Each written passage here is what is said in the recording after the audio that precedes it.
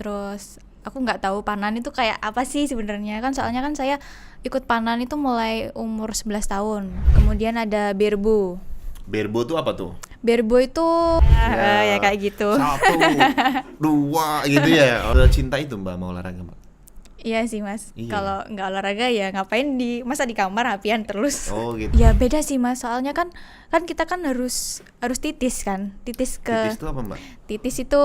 Saya juga nggak nyangka sih bakalan dapat medali di PON. Pertama kali ikut kan tahun 2016 tuh pertama kali ikut. Pertama PON. kali ikut PON. Ya itu sih Mas, pas sholat malam itu sih Pernah Mas. sholat malam. Iya, diniatin sholat malam biar besok tandingnya bisa meraih medali, borong medali gitu kan. Ya Oke. alhamdulillahnya ya terkabul. Iya.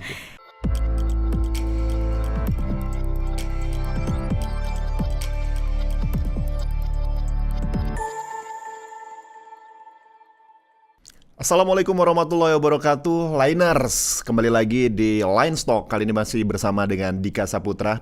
Ketika kita berbicara usia muda, itu banyak hal dan juga tantangan yang bisa kita lakukan. Kali ini di studio Line Stock kita sudah kedatangan seorang Sri Kandi asal Jawa Timur yang memenangkan 3 medali emas sekaligus pada ajang Pekan Olahraga Nasional Papua pada tahun 2023. Ini dia Mbak Bunga. Halo Mbak. Halo Mas. Assalamualaikum. Waalaikumsalam. Dari Jawa Timur ke sini, selamat datang di studio Lines yang ada di Jakarta. Wow. Mbak, boleh diceritain pertama kali pengalaman menjadi seorang Sri Kandi. Mbak emang memang dari kecil sukanya mana-manain orang atau gimana nih Mbak? Kalau mana-manain orang nggak sih? Enggak sih ya. Emang suka dan tertarik pertama kali terjun ke dunia panahan ini kenapa? Ya dulu nggak nyangka juga kalau bakalan jadi atlet panan juga. Terus aku nggak tahu panan itu kayak apa sih sebenarnya kan, soalnya kan saya ikut panan itu mulai umur 11 tahun. Oh, 11 tahun Ya, udah 11 ikut tahun, panahan. kelas 5 SD. Oke. Nah, awal mulanya itu saya tiba-tiba diajak ayah ikut olahraga panahan.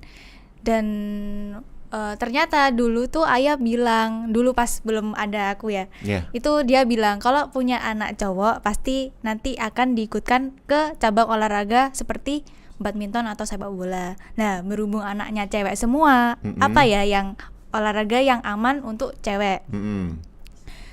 Kalau renang kan juga nggak gimana gitu kan? Nggak aman ya? Ya nggak aman. Kenapa nggak aman ya Mbak? Ya soalnya kan kurang syar'i ya? Iya, betul, kan. Betul.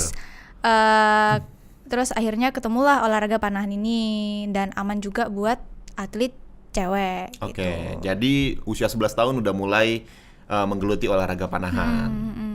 Kenapa Mbak akhirnya kok suka sama dunia panahan ini? Apa mungkin POV dari seorang Bunga sebagai atlet panahan pertama kali terjun dan kemudian kayaknya saya tertarik nih sama panahan ini. Kalau versinya tadi kan ayahnya tuh yang emang tertarik anaknya supaya ikut panahan. Nah, kalau versi Mbak Bunga kenapa sama olahraga ini? Ya karena dicoba terus. Oh, dicoba terus. Terus ternyata ada loh atlet panahan yang udah sampai olimpiade. Nah, kebetulan itu coach saya dulu. Oh gitu. Saya. Jadi termotivasi tuh dari situ. Iya, termotivasi dari situ. Ternyata ada atlet cewek sampai olimpiade gitu, olahraga panahan. Dan olahraga panahan itu juga menariknya apa? Soalnya ada bermacam-macam divisi di sana ternyata. Oh, menariknya divisinya apa aja tuh kalau di panahan? Di panahan ada standarbo atau busur nasional, kemudian recurve, kemudian kompon, terus ada berbu. Apa aja tuh? Nah, kalau yang saya buat yang pertama kali yang saya pegang itu busur paralon dulu. Pertama, busur paralon itu busur modifikasi. Busur modifikasi khusus untuk pemula ya, atau gimana? Benar, khusus pemula. Untuk melatih teknik dasar dalam olahraga panahan. Nah, kemudian setelah itu 1 tahun menggunakan busur paralon, kemudian saya pindah ke divisi standarbo atau nasional sampai PON Papua kemarin. Ya, itu jaraknya yang ditembakkan itu jarak 50, 40, 30 meter. Kemudian setelah PON 2021 itu saya pindah ke divisi recurve. Nah, divisi recurve itu jaraknya sampai 70 meter. 70 meter. Ya, 70 meter. Dari ini ya start manahnya Ya, ya. start mana atau shooting line, shooting tempat garis tembaknya. Oke. Itu 70 meter. Kemudian ada divisi yaitu kompon. Kompon itu yang busurnya ada rodanya. Di atas bawahnya ada rodanya. Kemudian tekniknya juga beda juga. Oke. Beda. Kalau yang recurve sama standar bu itu tekniknya sama, cuman alatnya yang beda. Kalau kompon teknik sama alatnya beda. Oke. Kemudian ada berbo. Berbo itu apa tuh? Berbo itu ini busur yang buat apa ya? Saya kurang tahu sih kalau berbo, soalnya saya juga soalnya berbo itu baru-baru dimasukkan di pertandingan begitu. Oke. Jadi saya kurang paham untuk berbonya. Sebelumnya tertarik di dunia panahan ini karena memang orang tuanya sebagai atlet panahan juga, atau memang orang tuanya atlet aja sehingga anaknya pengen dimasukin ke atlet, atau memang tertarik sebenarnya dengan dunia panahan? Sebenarnya sih kedua orang tua tertarik olahraganya, macam-macam olahraga. olahraga. Jadi nggak terfokus Di panahan aja. jadi kalau ayah tuh cenderung ke olahraga badminton sama sepak bola, sedangkan mama itu olahraganya senam. Oh, aerobi. Oh, bukan ya, karena senam. Ya, aerobi. senam. Senam. Oh, ini senam barokah. Ya, ya kayak gitu. 1, 2 gitu ya. Oke. Itulah pokoknya senam-senam itu sih, Mas. Karena memang kedua orang tuanya cinta sama olahraga. Makanya anaknya juga ikut cinta juga sama olahraga. Iya, gitu. Benar. Secinta itu Mbak sama olahraga, Mbak? Iya sih, Mas. Iya. Kalau nggak olahraga ya ngapain masa di kamar hapian terus. Oh gitu, jadi olahraga. Iya. Oke. Ini ada medali nih, ada 3 medali yang Mbak Bunga menangin di PON 2023 ya. 2021 Papua ya. Papua. Gimana ceritanya sampai akhirnya bisa mendapatkan medali ini? Apakah selain interesting di dunia panahan, mungkin latihannya sampai tembus menjadi atlet mewakili dari Jawa Timur kemarin ya? Mewakili Jawa Timur tuh gimana ceritanya, Mbak? Nah, dulu tuh sebenarnya saya ini PON kedua saya. Oh, PON kedua. Ya. Pertama kali ikut di tahun 2016 PON Jawa Barat. PON Jawa Barat, mewakili dari Jawa Barat. Bukan, PON-nya di Jawa Barat, di ya, Jawa tapi tetap Barat, mewakili Jawa Timur. Mewakili Jawa Timur. Waktu itu ya saya latihan terus saja, mulai dari jam 4 itu kan bangun, habis itu sholat, kemudian jam 6-nya kita latihan fisik sampai jam 7. Kemudian jam 8:30 kita mulai latihan jarak yang ditandingkan. Jarak 50, 40, 30. Waktu itu saya pakai menggunakan busur standar bu atau busur nasional. Kemudian sampai jam 12 kita break, istirahat sampai jam 2. Nah, jam 2 kita mulai lagi latihan. Nah, kita jam 2 sampai jam 5 itu latihannya kayak latihan bergu, mix team. Terus kita latihan kayak menyatukan jiwa kita dengan regu kita gitu. Oh, ini chemistry. Ya, chemistry gitu kan. Chemistry. Susah nggak melatih chemistry? Iya, susah gampang sih, Mas. Susah gampang ya, harus bonding, harus kenal sama tim gitu ya. Ada latihan apa lagi, Mbak, kalau fisiknya? Terus ada latihan meditasi. Oh, meditasi juga? Ya, meditasi buat melatih ketenangan. Soalnya kan panahan juga butuh ketenangan. Oh gitu, berarti Mbak ini tipe-tipe orang yang tenang gitu ya? Iya kayaknya. Iya kayaknya. Terus melatih fokus juga. Oh, fokus. Jadi meditasi itu menjadi salah satu hal yang menu latihan untuk para pemanah gitu ya. Emang beda, Mbak, kalau seumpamanya antara ikut meditasi sama enggak fokusnya? Ya beda sih, Mas. Soalnya kan kita kan harus titis kan. Titis itu apa, Mbak? Titis itu antara visir dengan target yang kita tembakkan, nanti anak panah kan bisa ke 10 kan. Oh gitu. 10. Dan saya titis koma, Mbak. Bukan. Oh, bukan. Siap.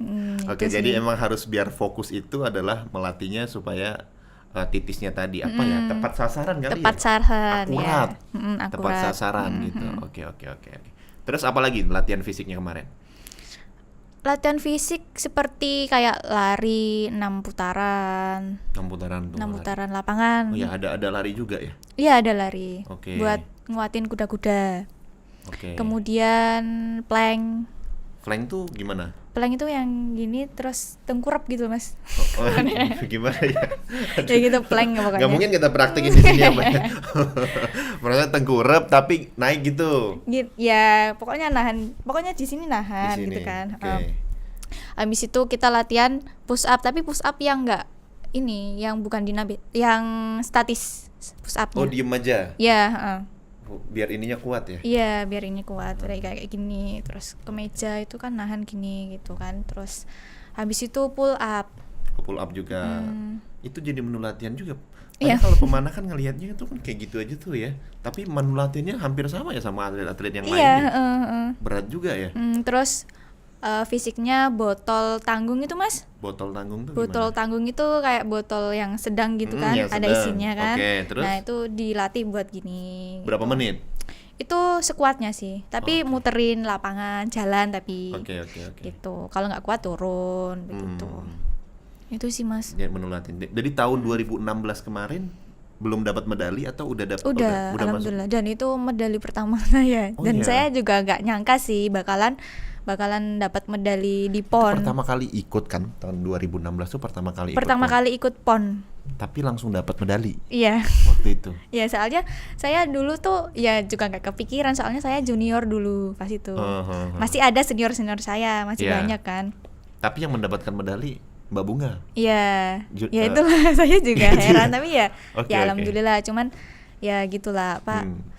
Ya perjalanan lah ya, proses juga. lah ya. Oke. Ya itu terus saya nembaknya ya pas itu ya nyantai-nyantai aja. Soalnya kan itu gimana Mbak? Nembak nyantai-nyantai ya tenang aja, soalnya kan masih ada senior saya gitu. Oh gitu. Jadi ya tidak berharap gitu. Ekspektasinya tidak besar gitu ya. Iya, benar, ekspektasinya nggak besar.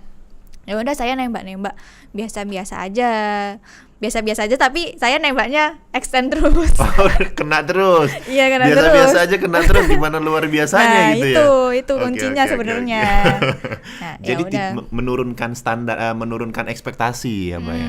Salah satu kuncinya ya. Iya, agar biar fokus gitu ya. Oke. Nah, kemudian pas PON 2021 ini saya merasa kayak terbebani. Karena udah dapat medali. Udah dapat medali di PON sebelumnya. Akhirnya orang fokus ke Mbak ya kan. Iya, benar. Terus? Itu. Jadi kayak ngerasa terbebani, ya udahlah, saya pasrah aja, saya berdoa malam. Oh, doa malam. Salat malam gitu kan. Ya udah, terus sisanya saya serahkan kepada Allah gitu. Pasrah. Pasrah ya udah, terus ya udah sih Mas, nembaknya ya sambil kaki gemeter gitu. Kaki gemeter tuh gimana? Kenapa Mbak kakinya gemeter?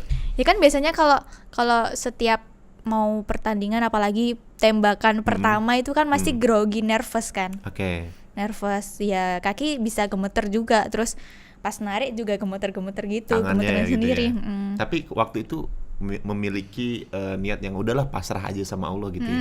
Pasrah aja, terus ya udah berdoa gitu kan. Kalau ngomongin soal ini Mbak, ngomongin apa ya, kita ngomongin biar kalau kata Mbak tadi kan udah enak tuh nembaknya. Salah satu kuncinya tuh ada di mana sih Mbak, selain kita pasrah sama yang di atas gitu? Dukungan dari orang tua. Oh gitu, nggak berat Mbak? Maksudnya dukung orang tua nggak berat gitu? Nggak ya? Sorry ya Mbak ya? Nggak, maksudnya doa dari orang tua doa gitu orang ya? tua. Oke. Jadi dukungan orang tua itu adalah kunci gitu ya? Berarti Mbak setiap kemana-mana harus didukung orang tuanya gitu. Iya. Itu doang. Iya, terus berdoa itu Mas, berdoa. Gimana sholat contoh malam doanya? gitu. Ada nggak doa-doa, amalan-amalan rutin yang Mbak lakukan sehingga memenangkan medali-medali ini?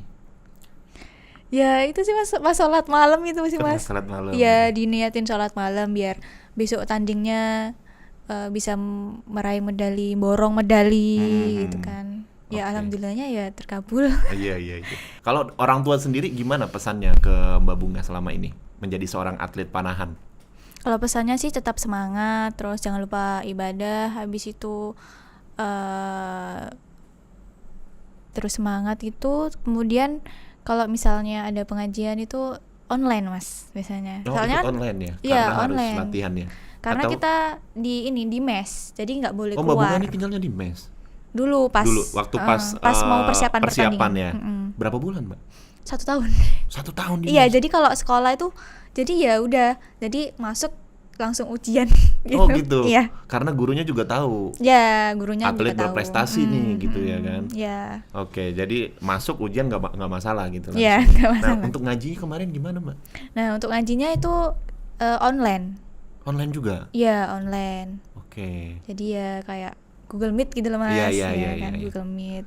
Jadi tidak pernah dilupakan ya, walaupun Iya. di dalam mes gitu ya. Karena dalam mes setahu saya juga nggak boleh keluar kemana-mana. Iya, nggak boleh keluar. Kemudian harus izin pelatih, harus Iya. keluar gitu kan. Terus apalagi ngajinya kan malam kan Mas. Iya, betul. Selesainya kan. Jadi ya udah online aja. Karena gitu. setahu saya kalau semua udah masuk mes tuh ketat banget, mulai dari makan, kemudian juga latihan harus on time, itu Iya, kan harus susah nggak mengatur waktu antara ibadah dan juga tetap profesional menjadi seorang atlet kemarin waktu di dalam mes.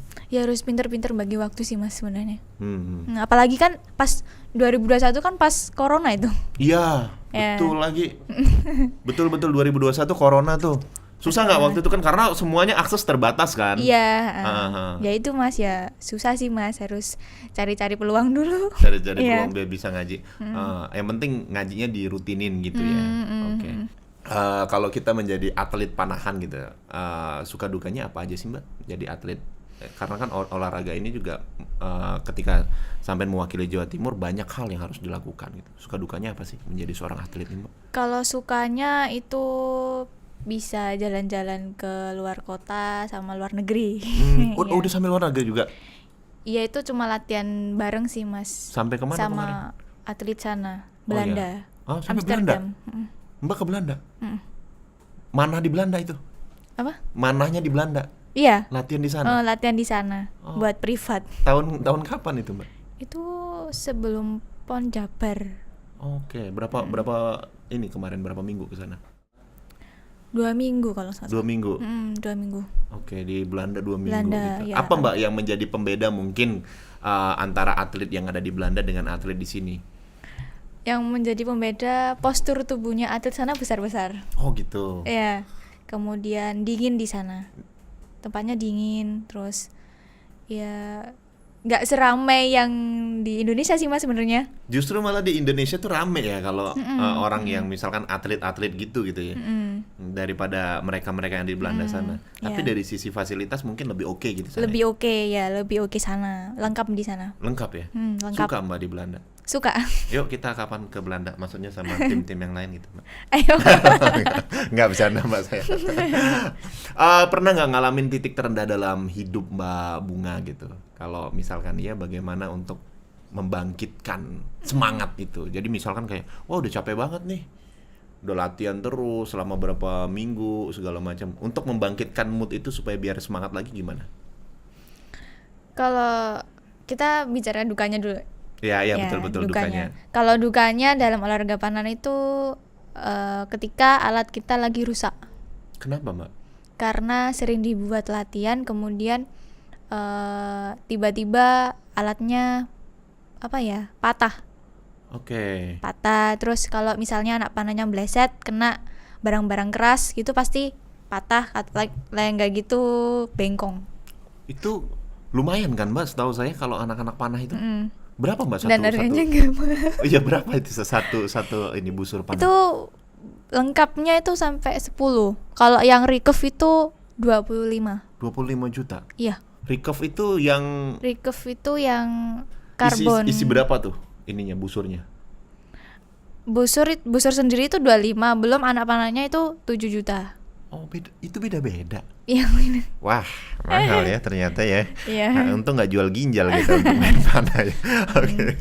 Berarti total nih Mbak, kalau misalkan nih kita alat-alat panahan Mbak Bunga gitu, kita ngomong ya untuk latihan aja gitu. Kalau untuk yang apa tadi namanya busur, terus anak panah, belum visirnya, stringnya. Itu harganya beda-beda semua. Beda-beda. Enggak satu kesatuan gitu. Ya beda-beda sih Mas. Total kalau yang untuk latihan berapa Mbak kira-kira? Total untuk latihan sih sekitar 30-an loh Mas. 30 juta semuanya. Include itu ya, Iya, semuanya mulai semuanya. dari apa namanya Mbak kalau yang ininya tuh? Ya busur, terus anak panah, quiver tuh yang casket. yang mana tuh quiver? Quiver itu yang buat naruh anak panah. Oh ya, oke, itu. terus casga, terus stabilizer yang di depan panjang itu. Kemudian visir dan lain-lainnya. Dukanya adalah ketika anak-anak panah ini tidak rusak gitu ya. Jadi rusak. harus ngisi lagi gitu.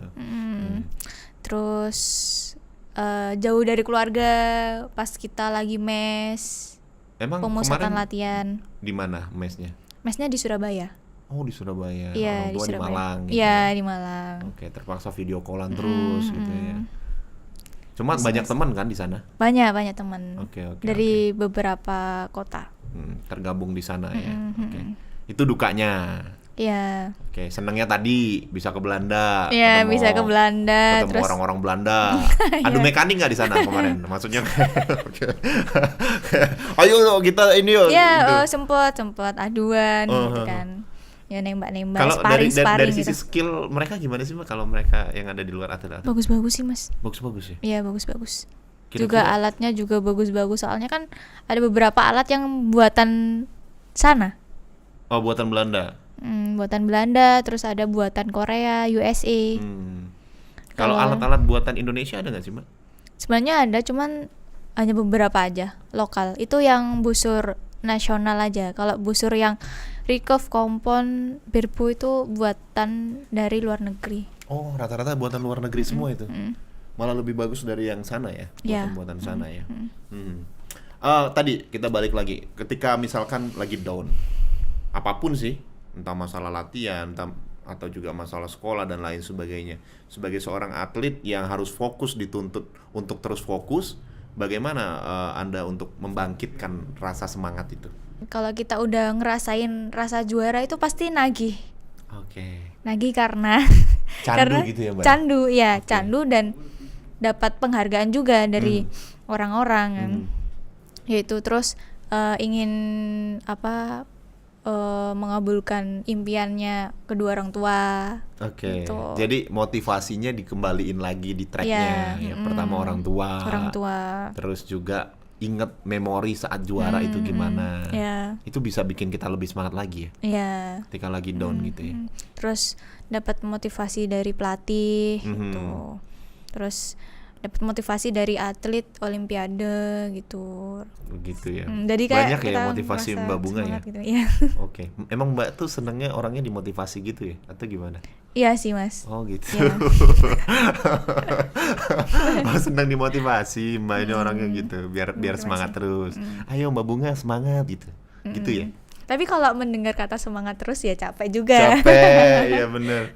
Berarti Mbak Bunga ini orangnya seneng kata-kata semangat, tapi jangan terlalu too much gitu ya.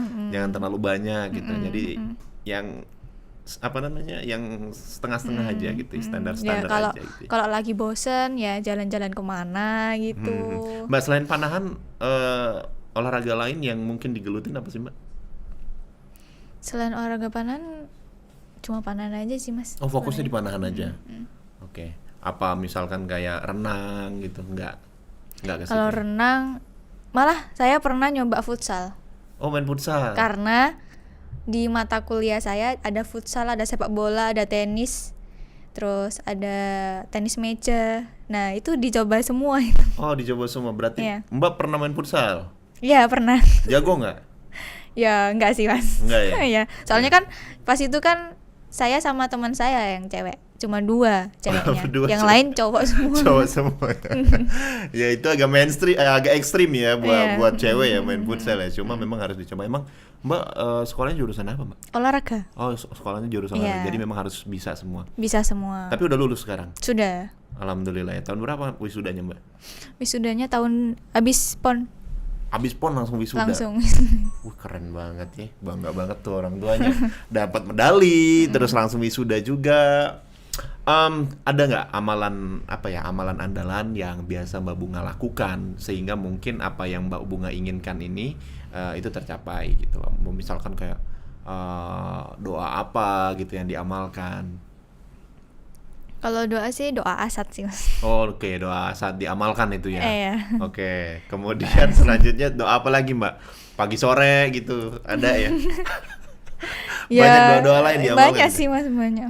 Kenapa Mbak menjadikan doa itu sebagai amalan andalan untuk kehidupan Mbak?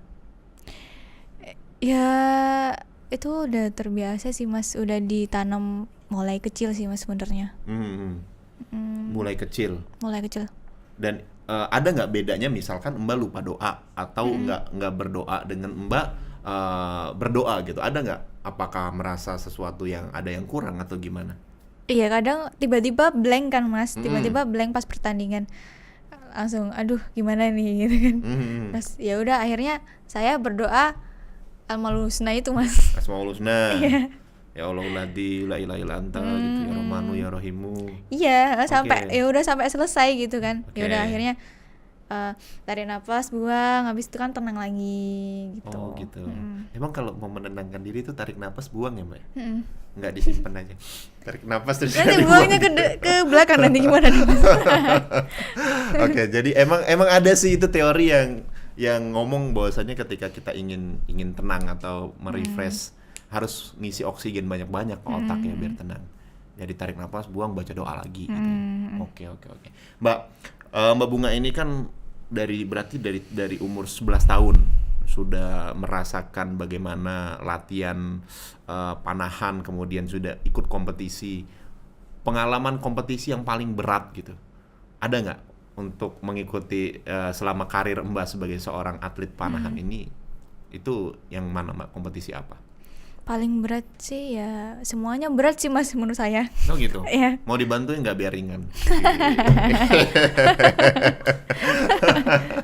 Oh semua berat gitu. Kenapa memandangnya semua berat Mbak? Karena kan misalkan pasti kan orang tuh ada yang paling berat itu adalah memenangkan medali ini gitu. Tapi dengar cerita Mbak tadi malah justru yang dapat medali pertama nggak ada ekspektasi apa-apa gitu. Artinya santai banget gitu.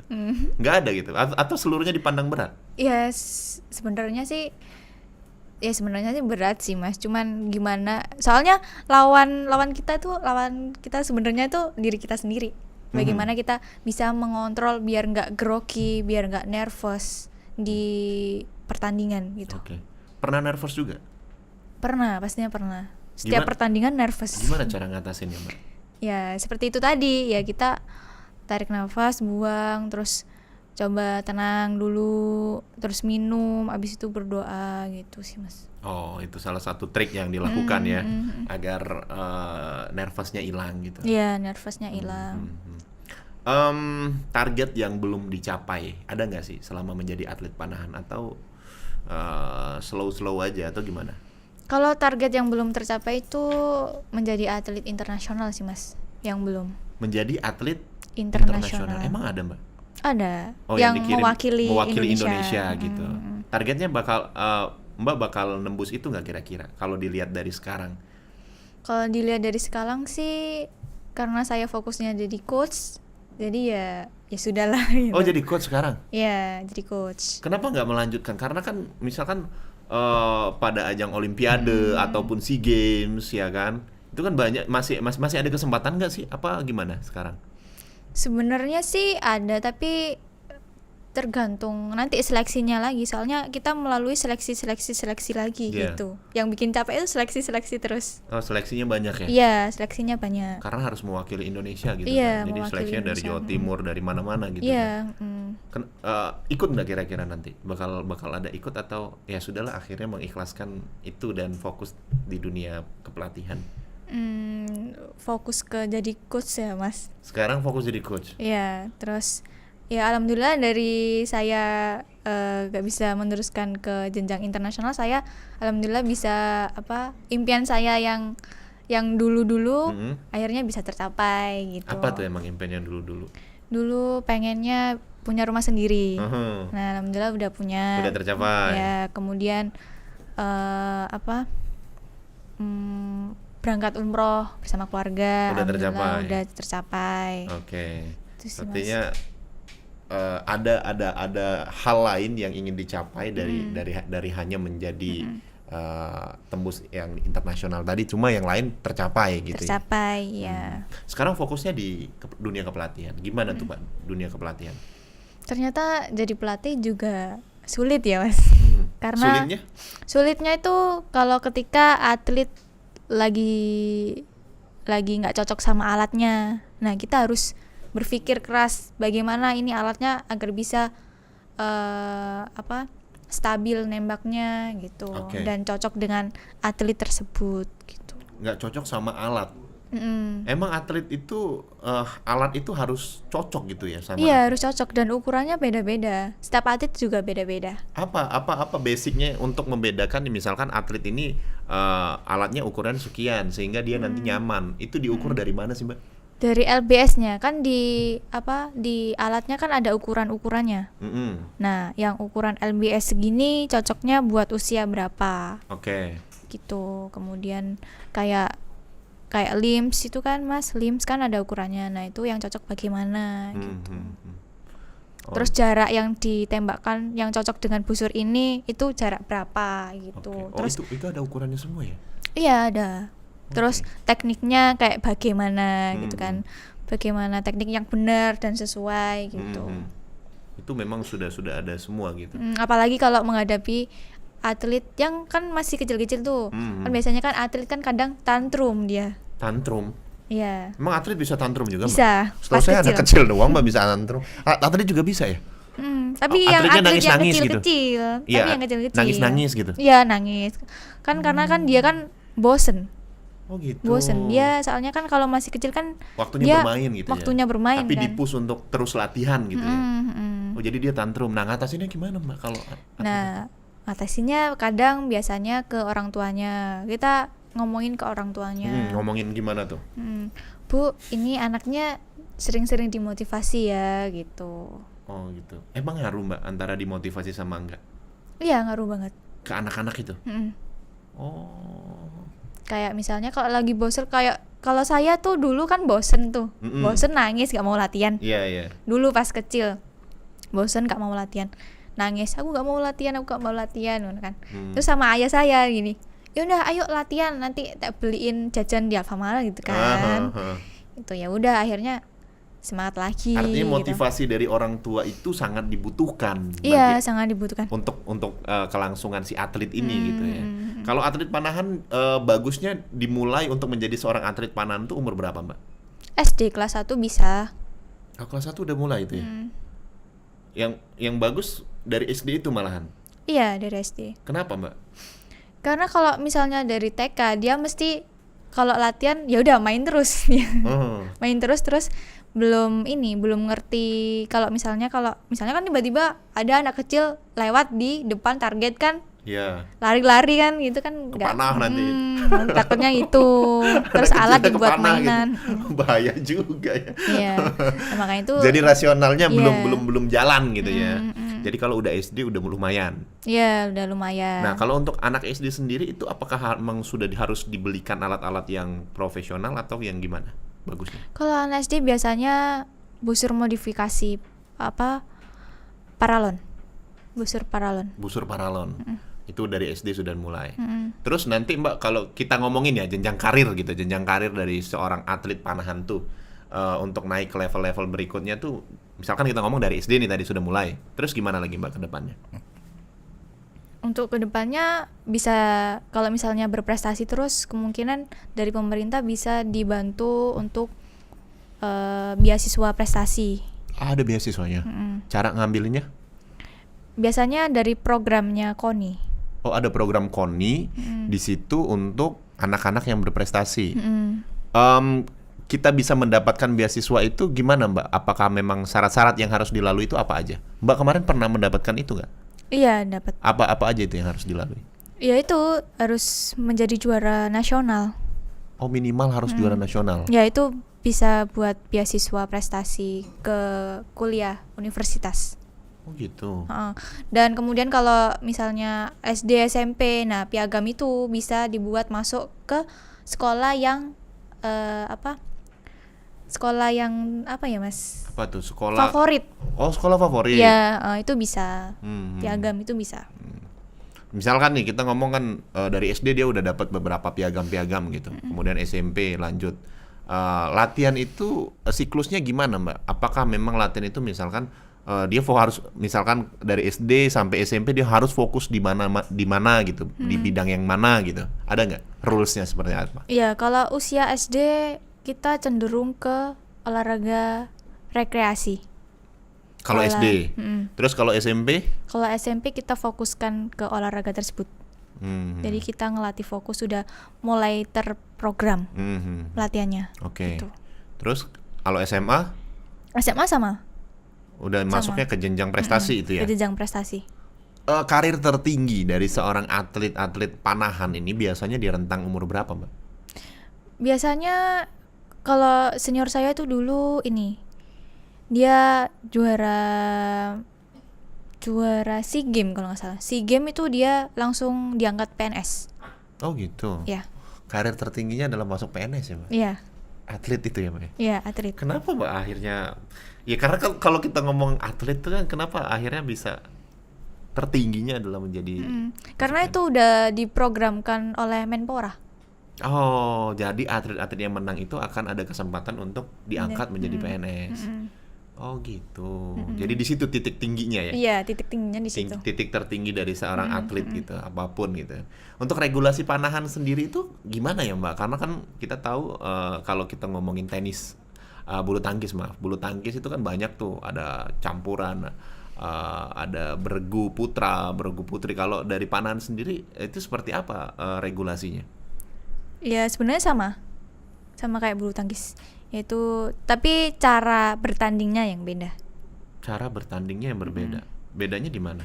Kalau misalnya bergu mixed team, bergu mixed team itu setiap atlet memiliki 2 anak panah, harus menembakkan 2 anak panah. Setiap atlet harus menembakkan 2 anak panah dalam 1 kali putaran itu? Iya, 1 kali putaran. Oke. Terus kalau bergu itu sama. Bergu itu total ada orang berapa kalau di atlet panahan? Bergu putri itu 3 orang. Oke. 3 orang dan masing-masing nembak 2 anak panah. Oke, masing-masing menembak 2 anak panah. Nanti diukur dari sasarannya tepatnya di mana, skornya di mana gitu ya. Oke. Berarti artinya sama ya sebenarnya, ada bergu putra, bergu putri, kemudian juga ada mixed team aduan individu. Oke. Mbak, kalau yang naik kuda itu apa, Mbak? Kan ada kan atlet panahan yang sambil naik kuda tuh. Oh iya. Ya itu beda ada. ya atau gimana? Mbak suka nggak sih naik kuda? Suka sebenarnya. Tapi ya? saya belum sempat belajar buat berkuda sama mana, belum sempat. Itu kan ada perlombaannya nggak sih, Mbak? Iya ada. Apa namanya itu? Beda lagi ya? Beda lagi. Kalau itu sih bukan ranah saya, jadi ya saya nggak tahu ya. Iya. Cuma Mbak tertarik nggak? Karena kan kayaknya asik banget tuh, sambil naik kuda gini-gini ya kan, terus mana gitu kan? Iya. Ya saya ya sebenarnya tertarik, pengen belajar, cuman kalau di Malang di mana gitu? Iya. Belum tahu informasinya gitu ya? Iya, belum tahu informasinya. Karena kan kayaknya asik gitu kan, orang naik kuda gitu naik sambil kuda. Kayak keren gitu kan. Iya, kayak mana gitu, padahal susah ya. Kalau mana sendiri aja misalkan nggak naik kuda aja susah, apalagi naik kuda gitu ya. Lebih susah ya. Kalau menurut Mbak lebih susah. Lebih susah ya. Kan kudanya sambil jalan gitu ya, kan. Sambil muter gitu. Oh enggak. Itu beda lagi tuh, bukan panahan. Panahan, cuman nggak tahu nama istilahnya apa. Kurang tahu. Oh iya, beda ya, berarti bukan di situ lagi. Jarak terjauh yang pernah Mbak Bunga dapat tuh di jarak berapa, Mbak, untuk skor tertingginya waktu itu? PON jarak 50 itu skornya 310. Skornya 310. Waktu PON 2001 yang di Papua ya? Oh gitu. Itu jarak 50. Skor tertinggi itu, Mbak? Kalau jarak 50 ya skor tertinggi. Terus jarak 40-nya 330 kalau nggak salah itu. Jarak 40. Kemudian jarak 30-nya 345. 345. Berarti dikit banget ya. Ininya setiap meter tapi semakin jauh gitu. Iya. Ya.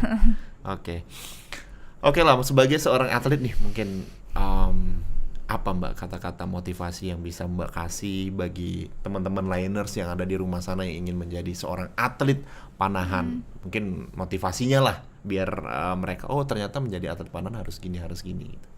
Ya, untuk menjadi atlet panahan sih terus semangat, terus konsisten. Terus harus sabar karena panahan itu membutuhkan proses yang panjang. Panjang banget ya prosesnya. Harus butuh komitmen. terus kemudian berdoa dan usaha, karena kalau usaha nggak ada doanya kayak sombong. Oh gitu, jadi tetap harus diimbangi ya. Kemudian kalau berusaha tanpa doa ya udah kayak sia-sia. Terus sisanya nanti kita serahkan kepada Allah gitu. Oh, sisanya diserahkan pada Allah. Berarti artinya antara usaha sama doa itu harus dibarengi. Iya, dibarengi. Oke.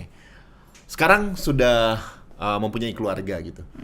Pengen nggak anaknya menjadi seorang atlet juga? Iya, insya Allah pengen. Oh, diajari gitu ya. Udah punya anak sekarang, Mbak? Belum. Oh, belum ya. Baru pengantin baru. Oh, baru pengantin baru. Iya, siap. Ya, nanti pengen kira-kira kalau semuanya anaknya cowok, pengen jadi atlet panahan juga atau atlet lari? Ya mungkin nanti diserahkan kepada anak ya Mas ya. Kepada anak ya, tapi kepengen Mbak tuh jadi atlet gitu ya? Iya, atlet. Oke. Karena kalau atlet itu masuk sekolah tuh gampang. Kan kalau berprestasi kan bisa ke sekolah favorit, kalau gitu kalau kuliah kan alhamdulillah dapat beasiswa kan, alhamdulillah Mas. Gitu. Oke. Mbak, mungkin pesan dari orang tua Mbak dan prinsip yang Mbak pegang sampai dengan saat ini sebagai seorang atlet, ada nggak yang kira-kira bisa disampaikan kepada liners yang ada di rumah sana? Pesannya sih ya itu tadi Mas, terus semangat. Itu dari orang tua. Iya, dari orang untuk tua. Mbak Bunga. Terus semangat, gak boleh pantang menyerah, harus dilakoni gitu. Oh, harus dilakoni, tidak boleh pantang iya. menyerah gitu. Dilakoni, tatak terus pokoknya. Bahasa Jawanya ini banget ya, fase banget Mbak ya. Iya, memang kan orang Malang tuh begitu ya Mbak. Iya. Oh gitu ya. Kalau nggak kayak gitu, gimana gitu kalau ngomong bahasa Indonesia. Kayak mie ya Mbak ya. Iya. Medok-medok banget gitu ya Mbak ya. Cuma kalau nggak kayak gitu nggak kelihatan Malang ya sebenarnya Mbak. Terus kemudian Mbak, ini kan ada stigma nih, bahwasannya ngapain sekolah tinggi-tinggi, cewek. Kadang-kadang masih ada stigma di masyarakat seperti itu. Ngapain sekolah tinggi-tinggi, ngapain ikut ini itu. Kan wanita tuh ujung-ujungnya juga di dapur. Mbak setuju gak sih sama hal ini? Nggak setuju sih Mas. Kenapa? Ya karena wanita ya butuh belajar. Butuh belajar dan butuh sebuah pengalaman baru. Nggak harus ke dapur terus masak, terus ngurus anak-anak gitu kan. Jadi harus banyak belajar sih Mas. Oke. Jadi wanita juga perlu banyak belajar. Oke. Itu dia. That's the point. Sekali lagi terima kasih. Alhamdulillah jazakallahu khairan Mbak Bunga. Menjadi wanita itu tidak selalu bukan selalu kita tuh harus ngurus rumah, bukan selalu kita harus ngurus dapur, tetapi mencari ilmu, menambah wawasan itu juga menjadi hal penting. Terutama itu juga akan menjadi bekal untuk menjadi ibu yang baik dan berprestasi juga untuk anak-anak. Ya. Oke, sekali lagi terima kasih Mbak Bunga, alhamdulillah jazakallahu khairan. Mudah-mudahan informasinya tadi bisa bermanfaat untuk liners yang ada di rumah. Hati-hati pulang ke Malang.